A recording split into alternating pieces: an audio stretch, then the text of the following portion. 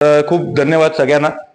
आणि लॅपटॉपसाठी जरा लेट झालं कारण कंपनी प्रोसेस असते.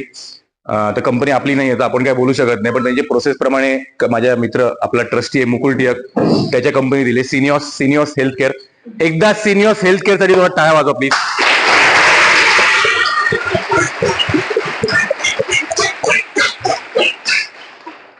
तर हे गुरगावला होते, मग त्यांनी तिकडून कुरिअर केले पुणे आणि मग मुंबई, असं सगळं तो झाला.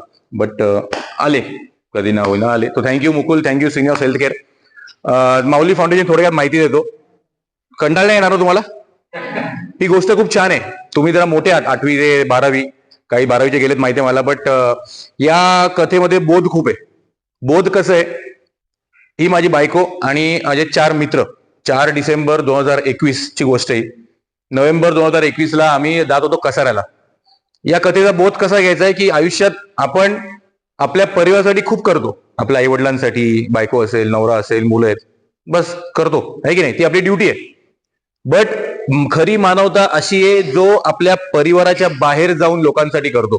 ते काही असेल, फॉर एक्झाम्पल तुमच्या एज मध्ये जर तुमच्याकडे मित्राकडे पुस्तक नसेल, और नोटबुक लिहायला नसेल, और पेन्सिल नसेल, पेन नसेल, किंवा त्याला ऐन टायमाला त्याला कुठले कॉपी पाहिजे अभ्यास करायला, तुमच्याकडे तुम्ही जर ऍडजस्ट केला, तुम्ही फॉर एक्झाम्पल सायन्सचं काहीतरी अभ्यास करत आहेत आणि तो आला तुमच्या, तो किंवा ती आले की अरे माझं सायन्सचं बुक दे ना अर्धा तास, माझं जरा फाटलंय पडलंय, ती वेळ तुम्ही तुमचा अर्धा तास काढून जर ते सायन्सचं पुस्तक त्या मुली किंवा मुलाला, मैत्रिणीला दिलं, त्याला म्हणतात मानवता. तर या स्टोरी खूप काही शिकण्यासारखं आहे. जो जास्ती शिकेल तो छान मोठा होईल, हे लक्षात ठेवा. तर नोव्हेंबर 2021ला मी, बायको आणि आमचा मुलगा आहे लहान, आता तो 12 वर्ष झाला, तेव्हा तो 7-7.5 वर्षाचा होता. आम्ही जात होतो कसाऱ्याला आणि तिकडे आम्हाला एक छोटी शाळा दिसली.